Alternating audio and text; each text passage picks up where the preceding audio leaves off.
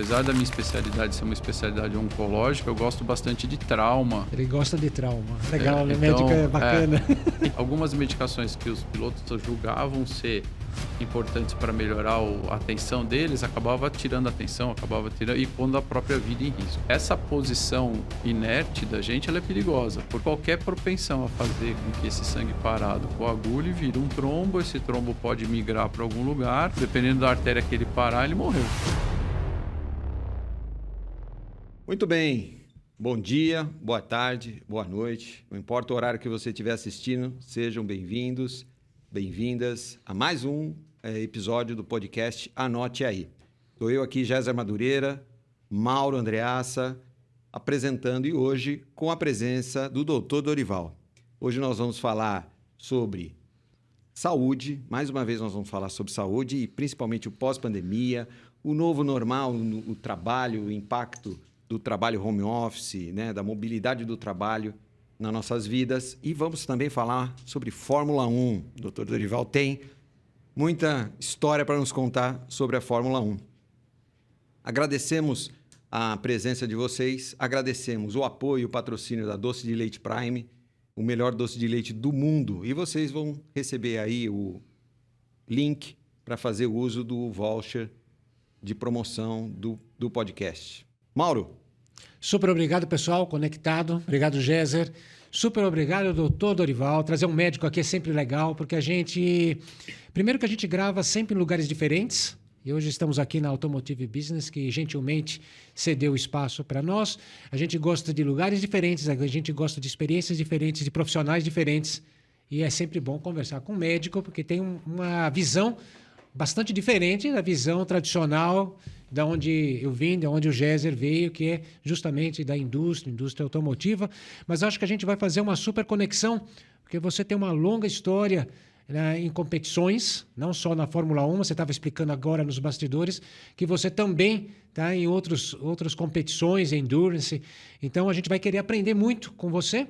Veja que a proposta do podcast é Anote Aí. Tenho certeza que muita coisa que você falar para a gente, eu vou anotar, eu vou aprender. Eu tenho certeza que o pessoal está lá ávido para tomar notas, porque pode mudar gestões, pode mudar percepções que as pessoas têm. Comportamentos. Quer dizer, comportamentos. A gente vai mudar vidas. A gente acredita realmente que essa conversa pode ser transformadora. Então, obrigado por estar aqui. Muito bom. Se apresenta, conta pra gente. O que é um médico aí, né? Quem estiver nos assistindo. O que é um médico, doutor? Eu que agradeço o convite, fiquei muito lisonjeado com o convite, até muitas vezes com dúvida do que eu posso acrescentar, né? Mas muito obrigado pelo convite, vai ser um bate-papo bem agradável. Meu nome é Dorival Carlucci, eu sou cirurgião, minha especialidade é cirurgia de cabeça e pescoço, então é uma especialidade muito específica, poucos até conhecem o que a especialidade trata, mas sou um apaixonado por um automobilismo, por corridas de carro desde a infância, e desde 98 eu consegui me entrar nesse meio. Eu participei da equipe médica da Fórmula 1 aqui no GP Brasil de 98 até 2018, e ao longo desses anos eu fui ganhando experiência, ganhando conhecimento, participando de outras categorias, e quando eu saí da Fórmula 1 eu fiquei só com uma categoria que atualmente ela chama Império Endurance Brasil. É um brasileiro de Endurance com o patrocínio da cervejaria Império. E são corridas de longa duração com carros misturados, tem carro GT, carro protótipo, protótipos nacionais feitos aqui no Brasil, protótipos internacionais com modelo FIA de qualidade, como a Ligier, correndo todos juntos durante períodos de 3, 4 até 6 horas. E eu sou o responsável médico por esse evento. Agora tem uma coisa que você precisa explicar, tá todo mundo olhando lá e assim, eu gostava, desde criança eu gostava de carro, gostava de corrida, e aí então eu cheguei aos 18 anos e fiz medicina, é isso? Explica um pouco, porque o pessoal agora ficou perdido. É que a gente não é inteligente o suficiente, aí acaba indo fazer medicina, né? Não, medicina é uma paixão. O pessoal fala que quem não é inteligente vai fazer engenharia. Mas a medicina não está tão diferente. Eu estava escutando a outra entrevista lá, são 6 anos de faculdade, mais 5 de residência, são 10 anos, 11 anos investindo em conhecimento para daí você poder se sentir um profissional, né? Então, isso não é muito inteligente, não. Quando você coloca na ponta do lápis, o economista fala, não, você gastou dinheiro demais. Coisa errada aí. Mas o automobilismo na infância, eu estava até relembrando, eu vivi uma fase, nós vivemos uma fase em que o futebol da gente não ia para frente, né? Não ganhava a Copa do Mundo, teve 82, 86, que quase foi e não foi. Eu sou torcedor do Palmeiras, que também não ia, né? Caramba, difícil. Era difícil. E aí o automobilismo tinha Nelson Piquet, o Emerson, o Ayrton Senna, que nos deixavam embriagados com tanta raça, né? Com tanta vitória. E eu, moleque, gostava de carrinho, brincava de carrinho, tudo. Então, eu sempre gostei muito de automobilismo. Durante a faculdade, quando o Campeonato Brasileiro Mundial de Fórmula 1 veio para São Paulo, porque ele tinha ficado no Rio, quando ele voltou para São Paulo, a primeira coisa que eu fiz foi ir assistir as corridas, né? Então, fui atrás de dinheiro, comprava o dinheiro, ia para a arquibancada, dormia na arquibancada para assistir a corrida. Quando eu me formei como médico, eu tinha 2 professores na faculdade que trabalhavam na equipe médica da Fórmula 1. Eu enchi tanta paciência deles que eu acabei conseguindo ir em 98. E aí, quando eu fui, fiquei... Conhece aqueles alunos aplicados? Isso, foi mais ou menos isso. Eu ficava batendo no e lembra de mim, né? E isso foram 20 anos trabalhando na Fórmula 1. Ao longo dos anos, eu fui trabalhar em Stock Car, na Porsche Cup, fiz Rally dos Sertões em 2016. Então, eu gosto bastante, apesar da minha especialidade ser uma especialidade oncológica, eu gosto bastante de trauma. Atualmente, eu sou instrutor do curso de trauma do... Ele gosta de trauma. É legal, né? Médico é bacana. Então, eu gosto de trauma. Trabalhamos a vida inteira resolvendo problemas. A gente não tem o que falar. Vamos combinar. O médico chega aqui, chega no podcast e fala, olha, eu gosto de trauma. É ótimo. Trabalhando, resolvendo problemas. O que o médico no automobilismo faz é cuidar do trauma, né? Então, a gente... vai estar pronto para atender uma vítima de trauma e, ao longo dos anos, nós aprendemos a tentar prevenir os traumas, né? Então, trabalhar junto com as organizações para melhorar a segurança dos carros, a melhorar a segurança dos eventos. Aí vai uma curiosidade, né? Porque são três questões juntas aí que eu quero perguntar. Uma, a visão médica, profissional, né? Mais focada na saúde humana. A visão apaixonada, né? Assim, de quem gosta de automobilismo e a visão de usuário, como motorista, né? Você tem o seu carro. Quando você coloca essas três e olha o automóvel como um meio de transporte, como é que funcionam essas três visões? Como é que você compara essas três visões ou conflita essas três visões? Puxa, isso poderia estar melhor. Nossa, isso não é seguro. Isso é confortável, mas não é seguro. Como é que você, durante todos esses 20 anos de Fórmula 1, faz essa é uma pergunta muito interessante e muito provocativa, até porque passa por o nosso amadurecimento, né? Pelo meu envelhecimento. Então, nós, quando jovens, gostamos da velocidade, da emoção, daquele carro esportivo, daquele carro que corre demais, que faz barulho, tudo. Ao longo do tempo, você vai vendo o que esse carro pode trazer de danos, né? Nós vamos ficando mais velhos, vêm os filhos te mostram uma outra perspectiva de vida, tudo. Então, assim, se você me perguntar que carro que eu gostava quando eu tinha 18, 20 anos e o carro que eu gosto hoje é totalmente diferente. O carro que eu gosto hoje tem que ter segurança, tem que ter conforto e não precisa correr. A gente não pode correr, né? Aqui na cidade de São Paulo não pode correr. Se tentar correr, vai arrebentar com a suspensão porque as ruas são horríveis. Sim. As nossas estradas... Algumas são muito seguras, mas a velocidade ela é incompatível com segurança, né? Então, não preciso ter um carro que anda 200 km por hora. Não preciso ter um carro que faz uma aceleração de 0 a 100 em 2 segundos. Vai fazer a menor diferença para mim, a não ser a emoção de dirigir esse carro. E aí, eu também tenho o prazer de poder dirigir o carro nas corridas em que eu sou médico, eu sou também o piloto do carro médico. Então lá eu corro. Então aquela emoção jovem Tá num ambiente tá controlado. lá no ambiente controlado e então eu mudei bastante isso. Eu acho que a visão de carro para nós precisa ser um carro que nos dê a mobilidade com a segurança e o conforto que você precisa, né? Agora, o que disso migra, né, nessa sua...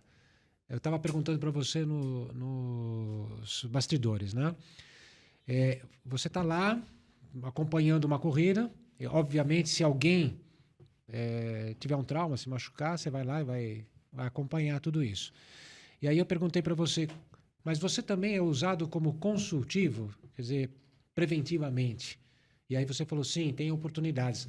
Isso eu acho interessante, porque a indústria precisa disso, precisa de uma visão humana, e é isso que você está falando, né? Quer dizer, nem todo mundo quer um carro muscle car, um carro... Nem sempre é isso.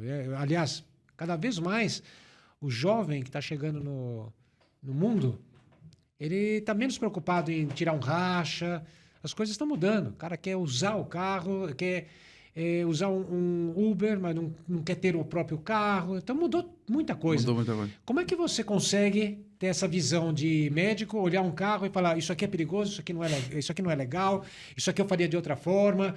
Como é que você ganhou essa visão? Como é que você contribui com isso? Que eu acho interessante, essa visão...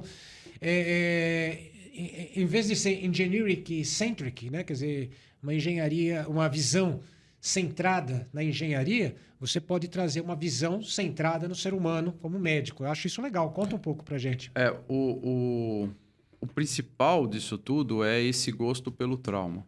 E quando a gente estuda trauma, e como eu falei, sou instrutor de curso de trauma aqui em São Paulo, quando a gente estuda trauma, o principal fundamento, a peça fundamental desse estudo é entender o mecanismo de trauma. Então, eu tenho que entender qual foi o mecanismo daquele carro batendo contra outro carro. Então, isso é um mecanismo. Eu tenho um carro batendo contra um objeto fixo, uma parede, um poste. Eu tenho um carro batendo contra uma motocicleta ou um carro batendo contra um caminhão. Então, eu não sou engenheiro, não sou físico, mas eu sei que tem disparidades de massa, eu tenho energia cinética sendo dissipada, eu tenho energia, a energia sendo dissipada em tudo isso. Então, todo esse conceito de mecanismo de trauma, ele passa a fazer parte do nosso dia a dia quando eu estudo aquela vítima de trauma. Então, da mesma forma que eu sei que o carro sofreu uma determinada quantidade de energia, eu sei que a vítima dentro do carro sofreu essa energia também, porque a energia ela só continua, né? Ela muda de forma, não é isso? Vocês me corrijam se eu estiver falando bobagem. Quantidade de movimento, né? Exato. Quantidade de movimento antes do físico choque versus a quantidade de movimento depois do choque. Choque inelástico, semi-elástico, aí vai, né? E tudo isso a vítima sofre e os órgãos da vítima sofrem dentro dela. Então, entendendo todo esse mecanismo, quando a gente olha, e aí não é um olhar de médico, mas é um olhar de quem está tentando prevenir um trauma, eu vou falar assim, isso aqui é perigoso. Isso aqui pode não dar certo. Então, um exemplo básico é o capacete, né? O capacete, tanto o capacete motociclista quanto o capacete em eventos de carros de corrida. O capacete tem que estar ajustado para a pessoa. Se ele estiver um pouquinho frouxo, ele já não é um capacete adequado. E teve um acidente... Não é para ser confortável, né? Ele não é para ser confortável. Teve um acidente no Rio Grande do Sul há uns anos atrás que o piloto morreu porque ele usava um capacete. Uma das causas foi que ele usava um capacete de quando ele era obeso. E ele emagreceu, aquele capacete ficou folgado, ele não trocou o capacete. E quando ele sofreu o acidente, a cabeça dele dentro do capacete se movimentou, ele acabou tendo uma fratura fatal. Recentemente, esse ano... teve um acidente na categoria que eu faço que o piloto bateu de frente no muro. E não foi uma batida tão forte, mas ele não estava preso o suficiente com o cinto. Então, ele teve uma chicotada dentro do carro e ele fraturou uma vértebra da coluna. Então, isso foi culpa do trauma? Sim, mas também do equipamento de segurança que não estava totalmente adequado. Então, a gente, sabendo os mecanismos de trauma, do que pode acontecer... nós sempre temos uma visão do que pode ser prevenido. Então, muitas vezes eu olho para um determinado componente do carro e eu dou um cutucão no engenheiro do carro. Falo assim, escuta, você acha que isso aqui não dá para melhorar, pôr isso aqui para o lado de lá e tal? Às vezes ele vai falar para mim, doutor, não se mete porque não dá para mexer nisso. Às vezes ele olha e fala assim, é verdade, eu tinha visto isso. Ele falou, eu vi com os olhos de engenheiro, mas não tinha visto com esses olhos. Então, eles acabam escutando a gente. E às vezes não é nem o engenheiro, às vezes eu tenho que falar para a organização do evento, falar assim, ó, esse tipo de disposição não está seguro. Então, cabe ao médico que trabalha no evento não só resgatar as pessoas acidentadas, mas trabalhar na prevenção, trabalhar junto na prevenção. Isso para nós é bastante importante, né? Porque como a gente tem origens em área de qualidade, por exemplo, lógico que quando acontece, você tem que fazer uma contenção e vai lá e resolve. Mas não é o nosso... Mas o objetivo é prever, né? O objetivo é prevenir. Então, o que você está falando tem tudo a ver, né? É o que a gente gostaria. É uma abordagem preventiva. Isso vai no uso do EPI adequado. O EPI tem que estar dentro do prazo de vencimento, né? Então, todo aquele equipamento que um piloto de corrida usa, ele tem um período de uso. Então, aquilo tem que estar sendo vistoriado. Isso existe, é a organização do evento fazendo essa vistoria. Não é o médico que faz essa vistoria, mas a gente fica de olho, a gente está olhando, a gente está prestando atenção. A gente conversa com a organização para entender o que eles estão olhando também. E muitas vezes a organização vem me perguntar, fala assim, aquilo ali você acha que pode acontecer, tudo. Durante muito tempo eu trabalhei no antidoping do automobilismo, que é outra coisa de prevenção. Então você quer tirar eventos que podem tirar a atenção do muitos isso é legal. Qual seria o tipo de doping que um esporte como o automobilismo busca? O principal foco é manter concentração.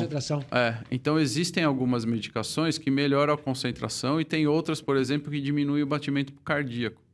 Então, assim como um atleta de tiro, ele tem que esperar o batimento cardíaco para ele dar o tiro, então ele fica escutando o batimento cardíaco dele.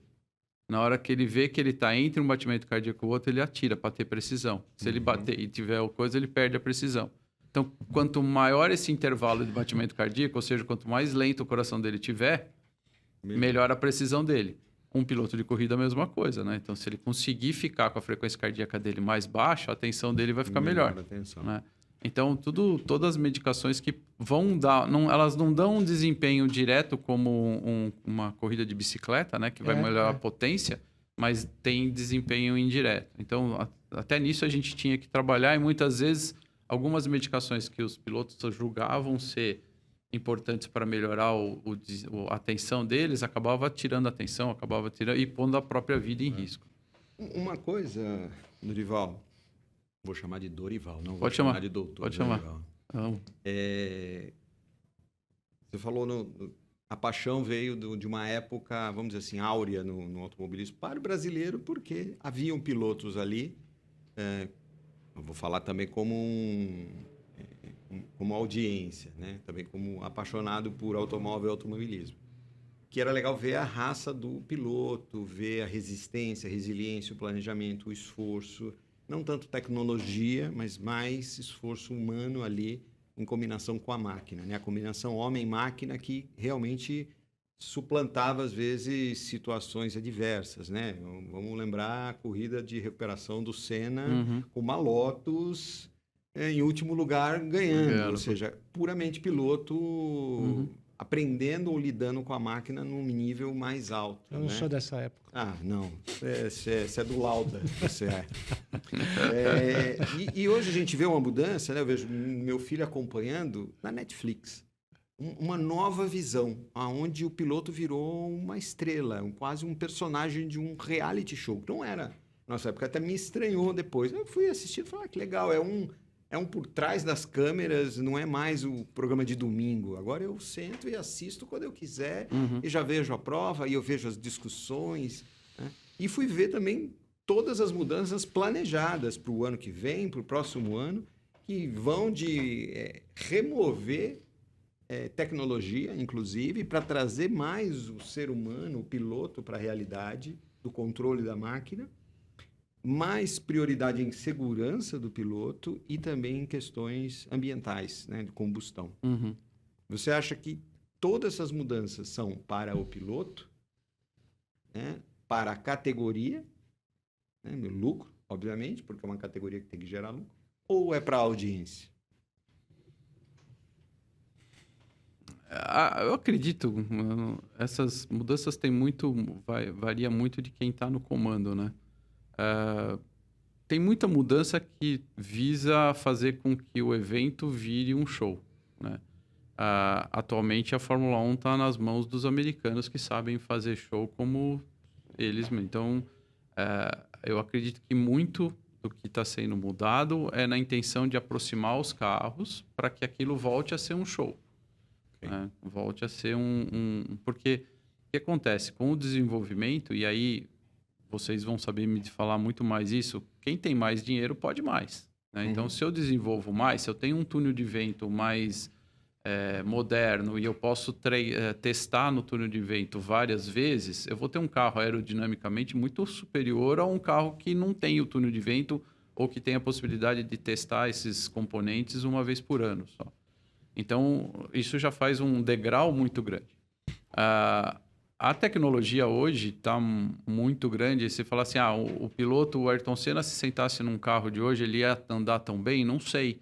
Porque o piloto hoje ele tem que estar muito mais acostumado a lidar com coisas tecnológicas do que antes era um câmbio manual, marcha e trocar de marcha na hora certa. E o volante. Hoje ele tem que regular, ele regula o quanto que vai de pressão no pneu da frente, quanto que vai de pressão no freio traseiro, qual é o tamanho da barra de direção, qual é a potência do motor. Ele regula tudo isso durante uma volta. Nos botões do volante, ele vai regulando tudo isso aqui. Essa curva ele tem que fazer com uma pressão de freio X. Aí ele vai lá, muda um botãozinho, faz aquela curva com aquela pressão de freio, e na outra curva ele tem que jogar todo o freio para trás para poder fazer. Então, toda essa regulagem que o piloto faz hoje, ela é muito complexa. Tanto que a gente vê um Max Verstappen dando uma surra no cara que tem o mesmo carro, que é aquele que o Sérgio Pérez, e o Sérgio Pérez não desempenha, né? Então, isso por quê? Por conta de toda essa tecnologia que está embarcada e o que o cara tem que ter de sentimento no carro, né? De sentir o carro. Então, não dá para comparar aquelas vezes, mas o que a gente percebe que a categoria tem feito muito é isso. É melhorar a proximidade dos carros, né? Para que tenha ultrapassagem, para que tenha... por exemplo, uma coisa que eu odeio nos carros hoje é essa asa móvel. Eu acho que é a coisa mais sem graça do mundo.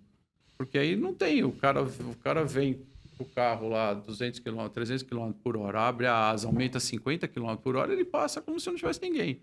O repórter lá que faz a transmissão, eu falei, ele passou por fora, ele passaria por onde ele quisesse, por fora, porque por cima, por baixo. ele está 50 km mais rápido do que o outro.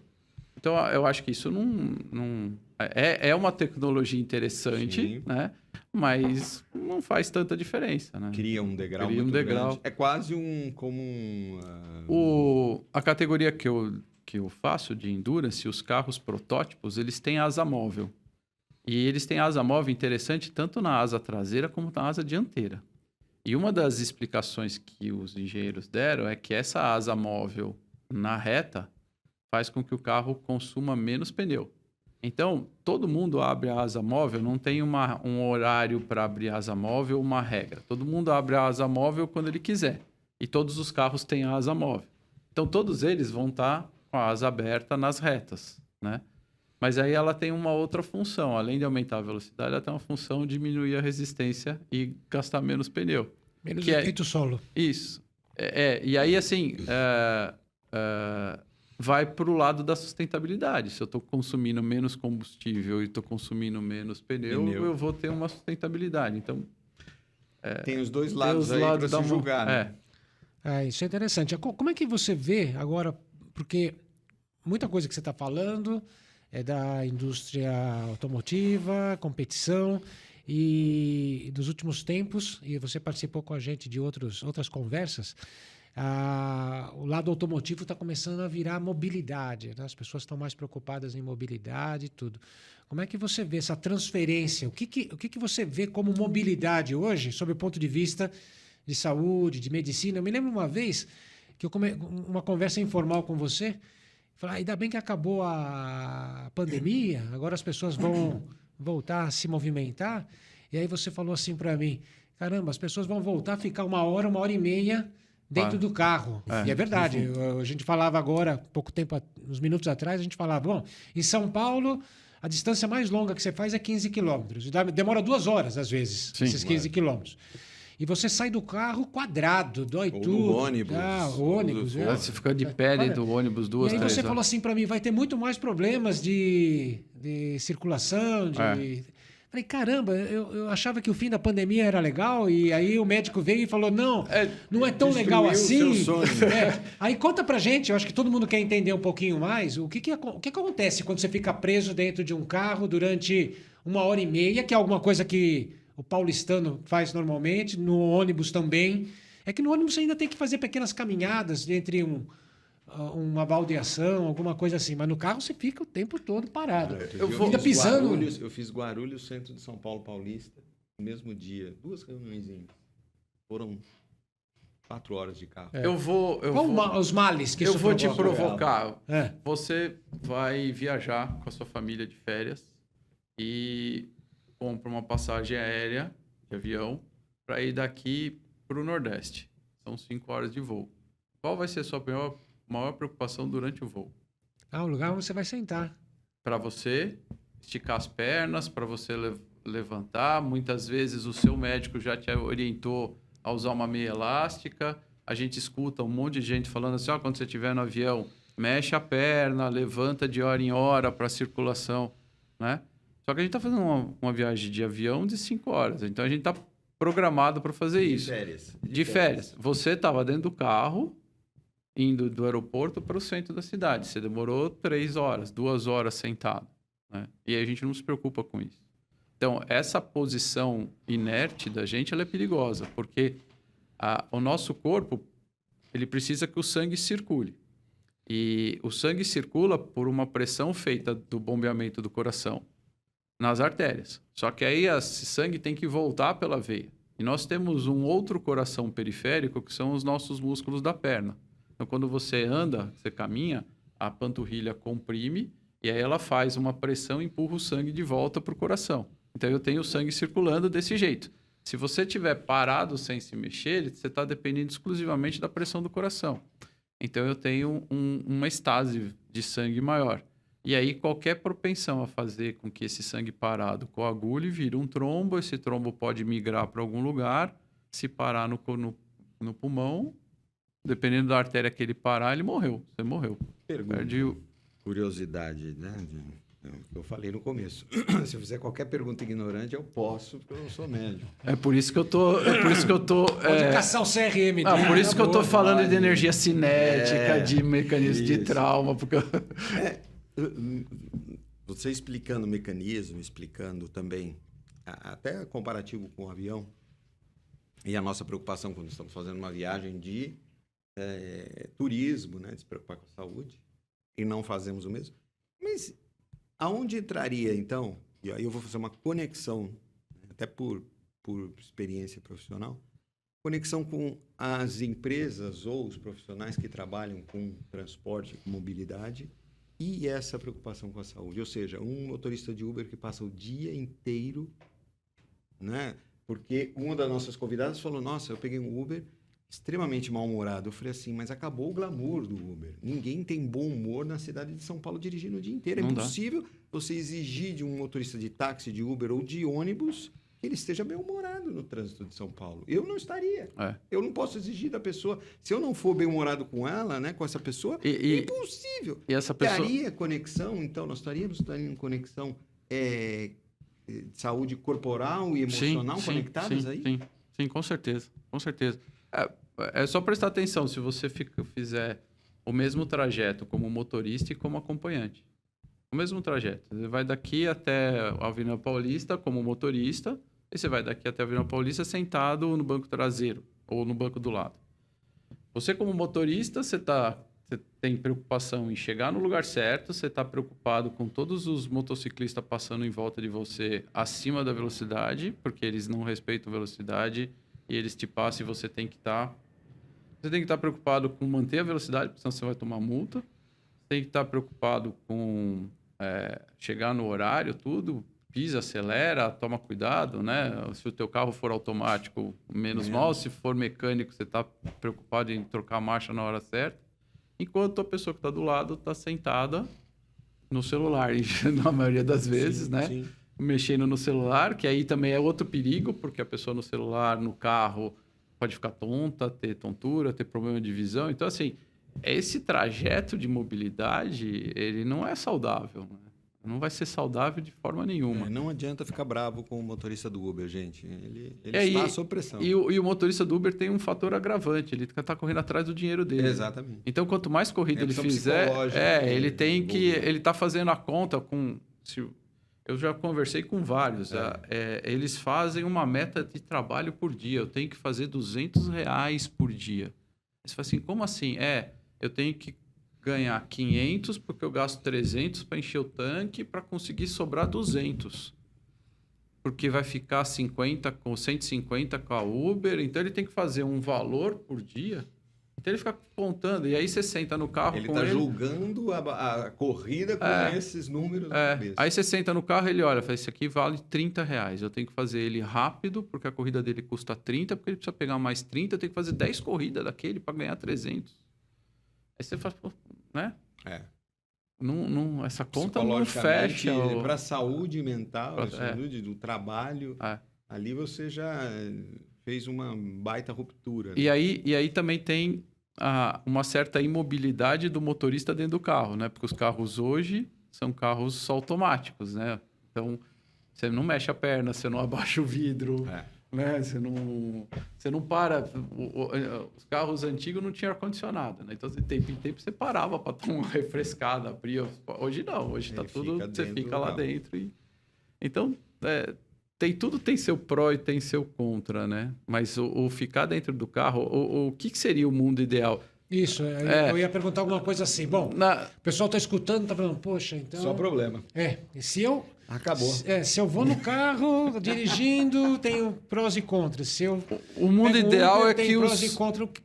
O mundo ideal é que os nossos trajetos fossem mais rápidos, né? Esse seria o mundo ideal. Né? O mundo ideal é como você ir para Nova York, entrar dentro do metrô e chegar em 5 minutos do outro lado da cidade, porque funciona. Né? Você não vai ficar parado, você não tem medo de ser assaltado, né? E você não anda de carro em Nova York, não vale a pena. O trânsito é um inferno, então você tem uma mobilidade que funciona, né? Então, eu acho que o mundo ideal seria esse. O mundo ideal seria a gente poder ter uma mobilidade segura, né? E rápida, para que eu ficasse o menor tempo possível. Você conversa com pessoas que utilizam só o transporte público aqui em São Paulo, elas ficam, em média, 3 horas dentro do ônibus. 3 horas dentro do... Por 3 horas não é uma alternativa tão simples falar para a pessoa, não use o transporte público. Ele até funciona, mas você tem uns baldeações tão complicadas, você tem que sair de um lugar e ir para outro. Então, mesmo quando eu gosto de... A malha não é tão... eu gosto de usar... Você uma malha muito grande, né? E para que você consiga se deslocar num curto espaço de tempo e de uma forma salutar, né? Não preso como se você fosse uma sardinha. Uber ou trem, né? Para vir do Zona Sul de São Paulo voltar para a Zona Leste de São Paulo. Uber ou trem. Tava elas por elas, em horário de pico, elas por elas. Igualzinho, né? Aí ele falou, não, e um colega falou, não vai de trem. Eu mostrei para ele o GPS, falei, está dando o mesmo tempo. Vai para Guarulhos, dá né? para ir para Guarulhos de metrô hoje, né? Uhum. Você consegue ir? Você tem coragem de pedir com a sua mala, com o seu computador? Eu não tenho. De ir com mala até Guarulhos de metrô e de trem. De metrô e de trem. É tanta baldeação. Você vai ter que parar no meio da luz, andar de mala com uma mochila com um computador, né? Eu gosto de fazer essas aventuras, testar o sistema. Mas realmente acaba acontecendo exatamente isso, né? O custo, às vezes, acaba ficando muito próximo. E às vezes o tempo. aí vem o desafio, né? São O desafios da ideal, mobilidade, né? o ideal seria o melhor trajeto. O trabalho remoto, essa grande discussão, remoto presencial, remoto presencial, remoto presencial, é uma discussão. Agora virou conflito. É. Pós-pandemia, agora virou conflito, a solução virou problema, né? A Amazon manda todo mundo voltar. A outra fala, a Spotify fala assim, eu contratei marmanjo, eu não quero marmanjo aqui, né? Eu invisto em contratar pessoas independentes, então eu não quero elas no escritório. Ou seja, é um grande conflito, ninguém chegou ainda ao consenso do trabalho. Mas olhando pelo lado médico, né? O que é melhor? Então, eu acho que você ficar dentro do seu ambiente... Eu tenho vários pacientes que falam que foi a melhor coisa do mundo. Porque ele fica dentro da casa dele, ele tem o cantinho dele, aquele cantinho é silencioso, ele tem tempo para fazer academia no prédio, então ele faz atividade física, ele senta para trabalhar, ele determina o horário que ele vai parar para trabalhar, então ele conseguiu gerir o tempo dele de forma adequada. Mas isso não é verdade de um monte de gente, né? Tem um monte de gente que senta na frente do computador às 8 horas da manhã e fica trabalhando até meia-noite sem levantar, sem tomar um copo d'água, sem fazer uma atividade física. Ele vai naquela ânsia de cada vez conseguir trabalhar mais e o empregador cobrando maior produtividade e tal. E aí aquela pessoa não tem contato social, ela não levanta para tomar um cafezinho, né? A garrafinha d'água aqui, porque é melhor para a saúde. Você não levanta com a até garrafinha aquele d'água. cafezinho que você levanta com o seu colega lá e você vai ficar 10, 15 minutos batendo um papo, falando bobagem, falando do time de futebol, falando do debate dos prefeitos ontem e tal. Você não faz isso, né? Então, isso impacta na saúde física e na saúde mental, porque a pessoa não desopila, ela não sai daquele quadrado dela de só pensar naquele trabalho. Eu tenho essa reflexão, né? Trabalhando como consultor no escritório dentro de casa, do ponto de vista mental, não é bom, não. Não é bom, não. Do ponto de vista logístico, vamos chamar assim, é legal. Tem liberdade, cuido da cachorra. Trabalho de shorts, não preciso de pôr short, roupa. camisa em cima, short, chinelo embaixo. Né? Ótimo, fantástico. Mas do ponto de vista relacionamento, não é bom. Não. Do ponto de vista psicológico, não é bom. Às vezes, quando eu estou em fluxo, eu sou cortado. E está tudo certo, eu estou dentro de casa. Sim. Né? Ou seja, a gente costuma falar que, parabéns, nós levamos o trabalho para dentro de casa. Né? Falar, não pode levar a casa para dentro do trabalho, mas... Na pandemia, se levou o trabalho para dentro de casa. E aí, o que acontece? Você mora também? no trabalho agora. Você não se desloca, você não sabe o que está acontecendo no mundo. Essa pessoa que está dentro de casa, ela, por exemplo, ela não está entendendo nada do que a gente está falando de que andar de carro é complicado. Que tem um motociclista... Ela fala assim, não, o motociclista é um bem para mim. Porque Ele traz a pizza, ele né? traz tudo para mim, ele traz toda a comida, ele traz... Eu compro tudo pela internet, ele traz tudo rapidinho. Mas por que ele traz tudo rapidinho? Porque ele está se arriscando a 120, a 70 por hora no meio dos carros, né? Ultrapassando limites, tudo, para entregar para cumprir aquela meta que ele tem determinado, né? Eu vejo um binômio complexo aí entre qualidade de vida e longevidade. A gente vê muito post, muita gente falando, não, longevidade, as pessoas estão vivendo mais. E é verdade, Sim. As pessoas estão vivendo mais. Mas com que qualidade de vida as pessoas estão vivendo mais? Como é que a medicina enxerga isso, doutor? Como é que é hoje tem várias especialidades, né, trabalhando em longevidade, né? A própria geriatria, a gente fala do médico geriatra, o médico geriatra não é o que cuida do velho, é o que cuida do envelhecimento. Então, a rigor... acima dos 40 anos eu já tenho que ter um geriatra para me ajudar a envelhecer de forma saudável, envelhecer de forma que eu consiga chegar no máximo com uma qualidade de vida boa. E isso impacta em saúde mental, né? Então eu tenho que ter relacionamento, eu tenho que ter um tempo para ler um livro. Isso impacta em saúde física, em locomoção, em se movimentar. Isso impacta em alimentação adequada. Isso impacta em atividade física, algum tipo de atividade física, né? Então, tem hoje áreas médicas voltadas para isso. O grande problema é que o brasileiro é um cara muito espertão, né? O brasileiro quer levar vantagem em tudo. Então, tem muito colega médico que fala assim, não, eu sou especialista na longevidade. Então, eu vou te dar um uma série de comprimidos que você tem que comprar naquela farmácia que é chapa mim, né? E aí aquele monte de comprimido que você está tomando não faz nada para você, só deixa a tua urina mais cara. E o médico que se fala da longevidade está ganhando dinheiro em cima desse papo. Então, da mesma forma que tem gente séria fazendo coisa séria, tem muita gente picareta aproveitando dessa ondinha de longevidade e enganando. Eu acho que você pode começar a alcançar índices de longevidade interessantes sem qualidade de vida. Né? Sim. Então, não tem... aí a medicina consegue fazer com que você fique vivo por muito tempo. Só que qual é a qualidade? Qual é a qualidade que você tem? Qual a definição de vivo, né? Meu pai teve Alzheimer, né? Ele morreu depois de 5 anos sofrendo dentro de casa. E eu falava para minha mãe, meu pai, de verdade, morreu há 5 anos atrás. Porque ele não se conectava com a gente, ele não falava com a gente, ele era um corpo vivo que não tinha relacionamento nenhum.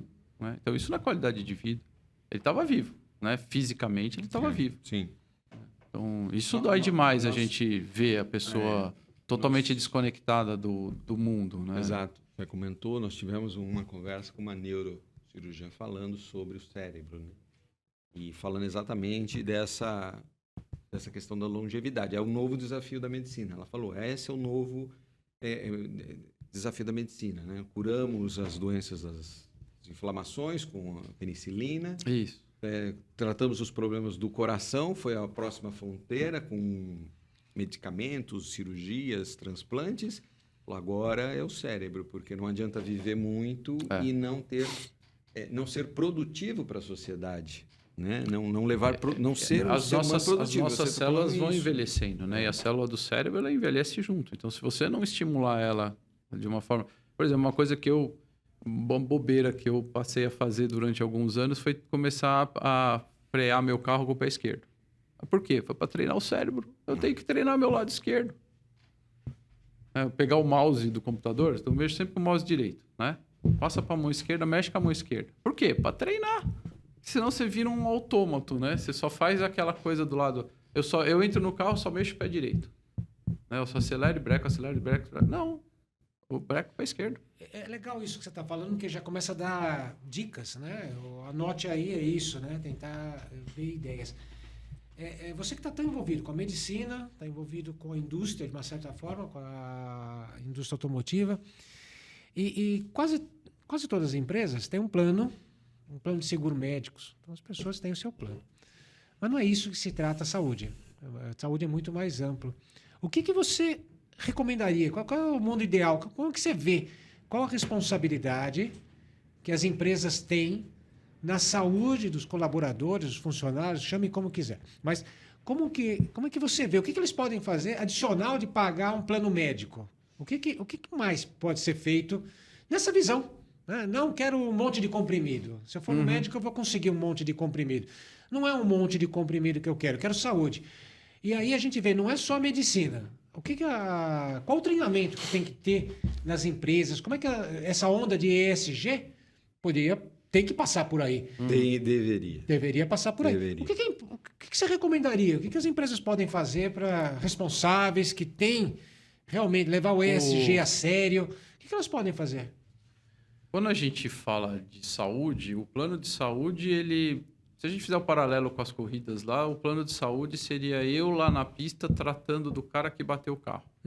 Então, o plano de saúde é para você garantir que a pessoa tenha um recurso para ser atendida de forma adequada. De novo, infelizmente, se a gente depender da saúde pública, não anda. Né? Eu tenho excelentes hospitais que aquela pessoa que conseguiu ser tratada num excelente hospital, ela está sendo muito bem tratada. Então, o Hospital das Clínicas, eu trabalho no Hospital das Clínicas. Então, aquela pessoa que consegue ser tratada lá dentro, ela está sendo tratada pelos top da medicina.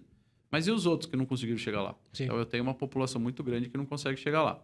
Então, o plano de saúde tenta fazer com que aquele funcionário tenha um atendimento de saúde adequado.